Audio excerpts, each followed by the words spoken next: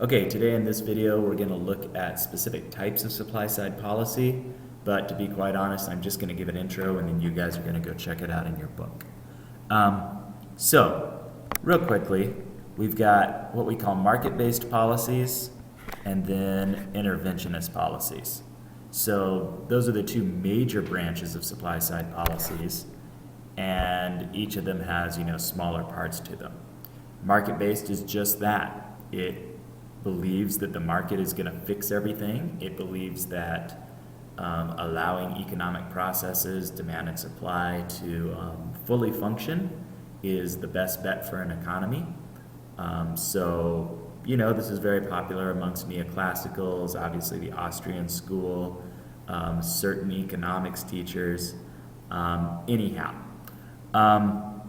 Historically, it came as a response to stagflation. The Keynesian policies that have been tried during the 30s up until about the 60s and 70s, and then the monetarist, or I shouldn't say monetarist, but the trying to use monetary policy. All those had really resulted in lots of growth in government spending. Inflation had been a pretty steady result of all that. And especially in the 70s, you had this inability for fiscal policy, or seeming inability for fiscal policy, to really increase aggregate demand or to increase GDP. So again, stagflation was real GDP was not growing, but there was an increase in prices. So prices were coming up, but incomes were remained stagnant. So that was very unpopular.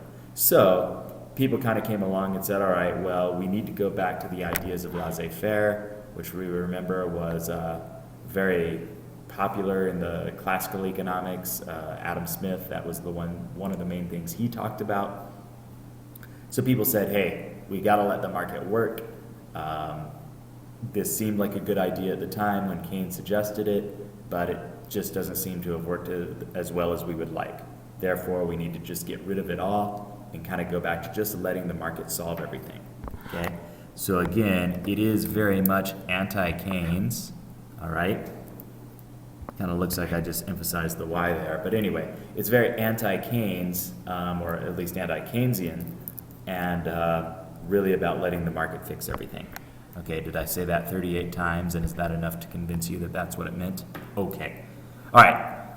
Kind of more popular currently, because again, we talked about how the market-based supply-side policies, hard to, people don't like that. It doesn't seem like the right thing to do. It doesn't seem maybe ethical or moral. So today, a lot of supply-side policies are instead still coming from the government, and that's what we mean by interventionist, is that the government is specifically involved.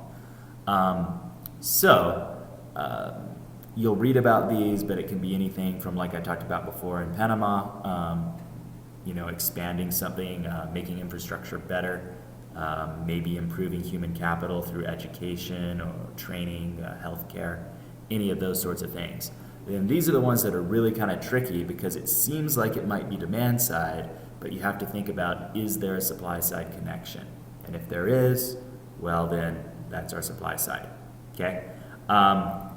So those are our two major branches. What I want you to do to figure this out, or to work on this a little more, is to go over in the OneNote. You see I was talking about this page right here, and just below it, it says table. And you'll find there the actual file if you want to grab it and download it, or as always, you can just right click over here and do move or copy. You guys will want to do that, and you will only have the option to copy since you don't have editing rights, and you can copy that into your own OneNotes.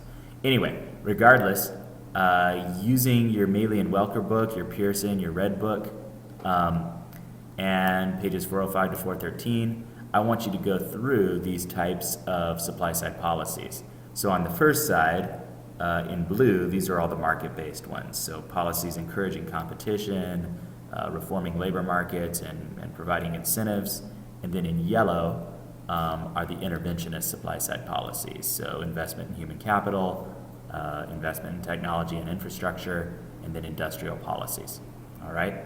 So I want you to fill this out, And for each of these, you'll find that there's, especially for the market-based ones, there's several nice like bulleted points listed here. Okay, so you list and briefly explain. My example was the very first one you'll see, which is deregulation. So my very brief explanation is, well, cutting red tape encourages businesses, or I guess I said the opposite of that, but that would have worked too. Okay, the next section from there, you'll find evaluation of market-based policies. So I think that begins on page 407. Okay. And from the evaluation section, I want you to just put in arguments in favor and arguments against. Okay? Do the exact same thing here. I will mention that the specific types that will go into this column are a little bit less, they're not laid out quite as nicely in this section, so you'll have to look for that a little bit more.